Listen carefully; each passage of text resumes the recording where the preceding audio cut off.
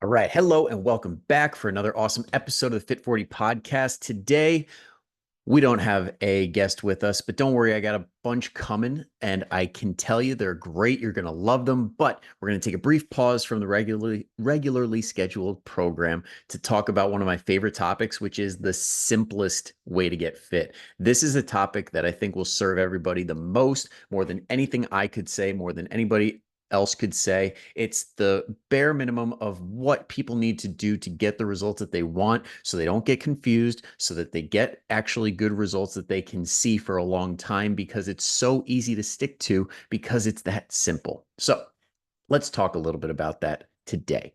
Now, let's start with what messes people up usually. Now, it's the end of the summer. This is coming out on Labor Day. Now, people are going to start getting back into the routine. Kids are going back to school, and we're going to start seeing a lot of people try and get their fitness back in check. So, when it comes to what people do immediately, first off is calorie counting and macro frustration and confusion. Now, that's why I did the podcast last week on how to count your calories, because if you're going to do it, at least do it right. But a lot of people really struggle when they don't have a professional in their corner telling them, okay, these are the common pitfalls. These are the things to look out for. And in all honesty, when it comes to counting them out, when it comes to calculating them, a lot of people set them way too high or way too low. So it always helps having somebody in their corner to do it for them, because there's just so many ways that it can go wrong. And a lot of people will try calorie counting and make those mistakes and be like, oh, calorie counting doesn't work, when it actually does.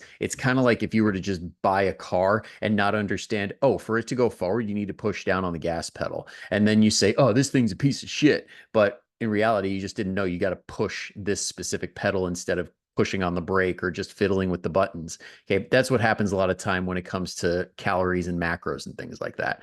Then next is this hardcore 7-day workout regimen saying, all right, I'm going to make up for the summer. I'm going to make up for all the lack of movement, and I'm just going to hit it hard and hit it as often as I can. And then they end up burning themselves out, or they just can't keep up with it. And they're like, what's the point of this? I can't even do it the way it's supposed to be done. So I'm just not going to bother. And then on top of all of that, the thing that really gets in people's way is the lack of support. They want to change. They want to make improvements in their lifestyle, but they just don't have anybody helping them out, whether that's an unsupportive spouse, family members making comments, things like that really eat at you along the way and just make this whole process so much harder. So how do we fix all of that? How do we get around that? We want to simplify our focus. So when it comes to the nutrition side of things, focus on the biggest bang for our buck, which for most people is going to be protein. There's many, many reasons for that, which we're going to go over. The next thing is time-friendly workouts. We're going to, again, get into that a little bit more in the specifics of it, but making sure that the workouts fit in your schedule is a big, big, big thing to focus on. And then last but not least is community support, because you need people in your corner. You need to feel like you're supported and you're part of a tribe, because that helps you see success and actually embrace the lifestyle because everybody else is. Now, let's start off with the protein. Now, the reason we want to focus on protein first and foremost is just overall health. People that eat a higher percentage of lean protein, not super fatty and driving your saturated fat and by proxy your your LDL cholesterol through the roof. Okay, I'm talking about the lean cuts like chicken breast, turkey, fish, things like that, where you can get a lot of protein with not a lot of fat. People that eat more of that tend to be healthier overall. Okay. Next is less hunger. So if you are a person that tends to overeat or really struggles with the food noise and feeling hungry all the time, you'd be surprised. There are a lot of people where when they eat their amount of protein that they should be throughout the day, all of a sudden it's really hard to eat because they feel so full, because protein is very satiating, especially compared to the standard American diet that is really fat and carb heavy. When you increase protein, it's harder to eat that many fats and carbs along with that protein, and the protein will be less calories than those other ones. So you're going to drive the calories down and have a lot easier time losing weight if that's your goal. And then if you want to gain muscle and gain weight, potentially, protein's also part of the mix. You got to make sure that there's enough in there so that you can fuel your workouts and fuel the recovery process, so that way you can build the muscle. And instead of putting it on bad weight, which is going to be majority fat, you put on good weight, which is majority muscle.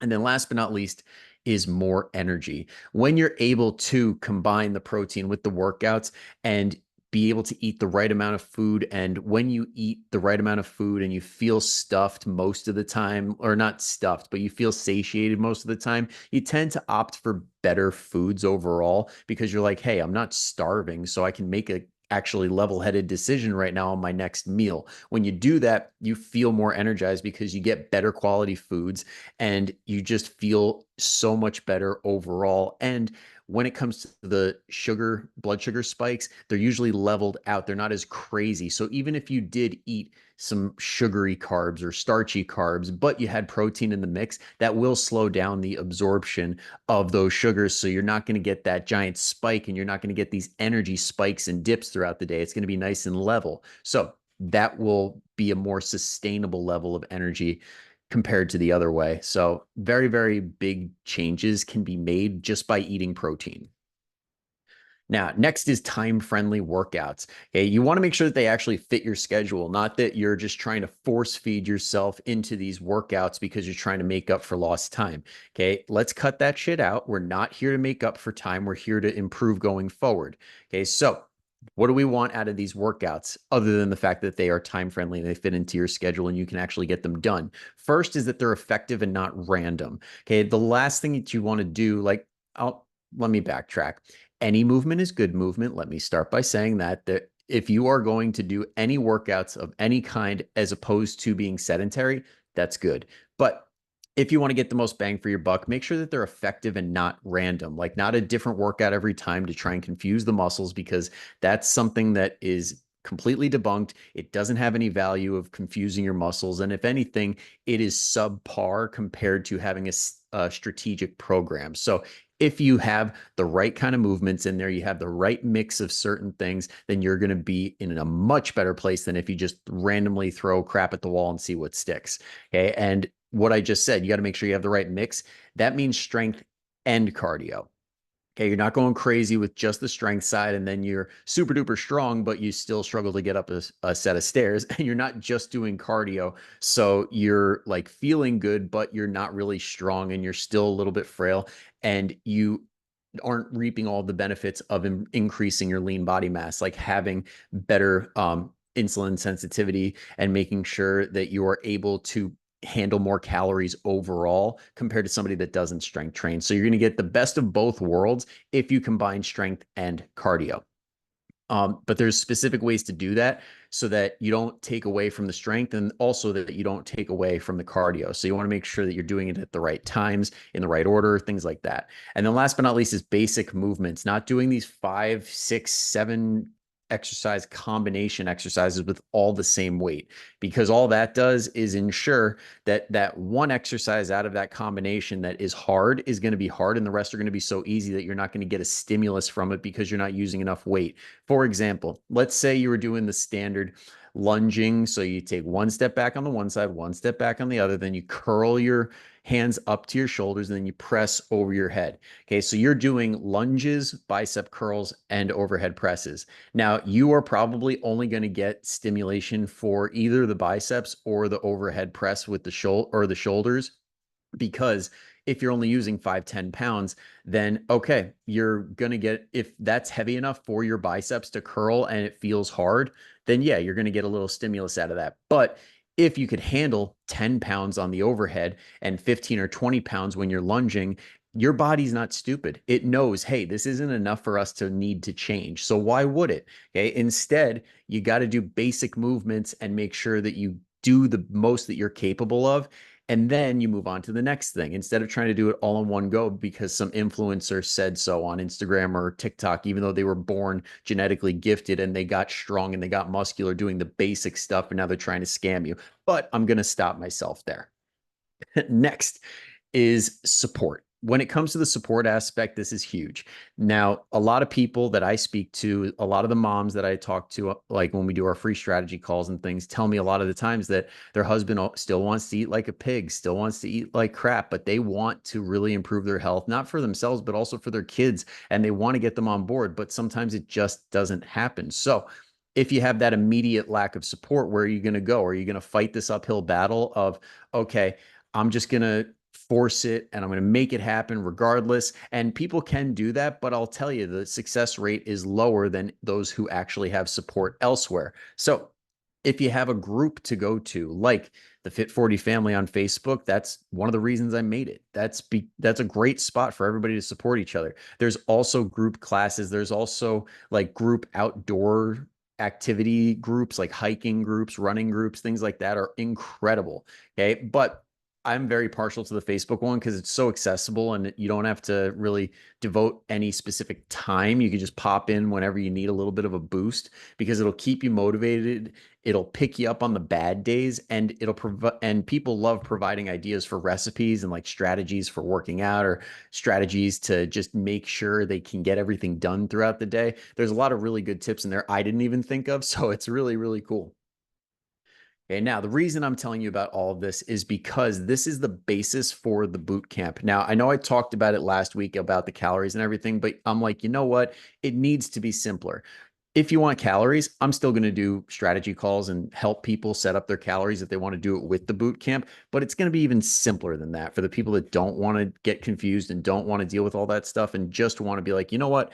I only want two things to focus on. I just want to focus on my protein and I just want to make sure I'm working out. And those workouts compared to the last boot camp, which I had a workout every single day of the week last boot camp. Now we only have three because we're combining everything in those 3 days. You're going to get your strength and you're going to get your cardio. And if you do even just one of the workouts, you're going to be in really good, really, really good shape. Two or three, even better. But you can mix and match the days around so it doesn't have to be on a specific day either. And that way it's flexible for any schedule. And then when it comes to the protein, everybody eats. There's no way that you cannot do the protein aspect. It's like, okay, if you're going out to lunch, instead of getting a slice of pizza, why don't I get a sandwich with some meat on it? If you're going out to dinner, pick something that's lean. So instead of the ribeye, go for like the filet. And then bang, you just did it. You just nailed this challenge. You nailed this boot camp. Okay. And the best part of it is the fact that it's going to be a grand prize for one person that does the workouts, does the protein. Whoever does that and posts in the group and shows everybody what they're doing and is supportive, whoever can accumulate the most points, which you can find in the description, in the boot camp link, it'll tell you how to win the prize. But whoever does is going to be walking away with $1,000 cash. And you can ask in the Facebook group, there's former winners. They have received that cash that day. Like the second they win, they get it. And they're just absolutely thrilled and kind of surprised. They're like, honestly, I didn't really think you were serious. And I'm like, no, I'm dead serious. I have this sitting in the bank for the winner. So if you guys need any more incentive, I don't know what to tell you. You got the support, you got the simplicity, and you got a hell of a prize to strive for. So if you want to join the boot camp, it's in the description. Go ahead and click away. The sign-up fee is only $10. So if you want to, what would that be? 100x your investment, then go right ahead. I really can't recommend this enough. The boot camp is just one of those things that comes around and I get so excited because not just to give away the prizes and everything, because there's more than just the 1,000. There's other prizes in there as well. But I get pumped because people get so excited for this. They see incredible results. And I love that last week where everybody's posting up their wins and their highlights and they're talking about the changes in their body and even the changes in their family. And it's a hell of a time and I cannot wait to get started. I'm literally chomping at the bit. So I hope to see you in there, and just be sure if you are going to join that you also join the FIT40 family, because that's where you're going to be posting and earning points to work towards the grand prize. And if you have any questions at all whatsoever, feel free to reach out to me on Facebook, or if you're on the email list, just send me an email and reply to one of them. And I'm always happy to answer. But that's it for today. Thank you so much for tuning in. I will see you all in the boot camp, and I will see you all on Thursday for the next podcast episode. All right. See you later.